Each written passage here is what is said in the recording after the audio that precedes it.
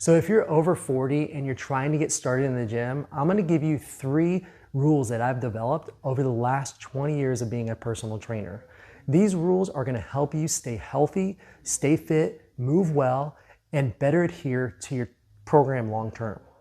All right, now for those of you who don't know me, my name's Zach Pello, and I primarily work with women between 40 and 60 years old. And I think we should start it off with the first rule, which is there is no exercise that you absolutely have to do. Sometimes you're gonna hear you have to back squat or you have to deadlift. It's really not true. The body responds to tension, not a specific exercise. And anyways, who made that up? Who said you have to squat or you have to deadlift? Who knows? But the thing is that if you can't back squat, maybe you can do lunges, or maybe you could do a goblet squat. You could always do leg press. And if you can't deadlift, maybe you do hip thrust or Romanian deadlift. Maybe you throw in some leg curls. The thing is you have to enjoy it, number one, and you have to feel good doing it. If your joints are starting to bother you, you probably should switch it up. Don't get too stuck on one exercise, especially if it doesn't feel good.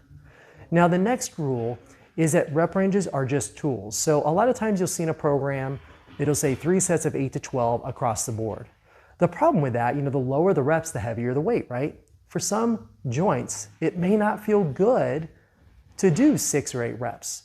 So maybe your program says 8 to 12, but remember that's a suggestion. It's okay to do 15 reps or even 20 reps on some exercises. You're gonna find that each individual joint is different and can handle different loads. So maybe a leg press, you can do 6 to 8 reps, but maybe on a lunge, it needs to be 12 to 15. And in fact, having a variety of rep ranges can actually be beneficial because they each have their own benefits. And the best thing is that all of them can build muscle.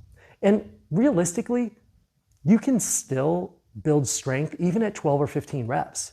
You don't have to be deadlifting 400 pounds, just like a runner doesn't need to run a marathon, okay? Now, the third rule is finding balance. Personally, I spent 20 years lifting heavy, doing 400 some pounds on deadlift, 300 some pounds on bench press. And I didn't do any cardio, any mobility, any of that kind of stuff. And I do think over the last 20 years, it's affected some of my joint health. I've lost mobility, I don't have as good recovery.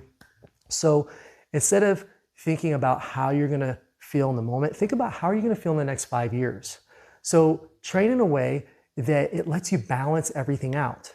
Maybe you lift twice a week, maybe do cardio twice a week, maybe you spend a day or two working on mobility, and then maybe you play with your kids, maybe you go rock climbing, mountain biking, do something fun, get some cardio in.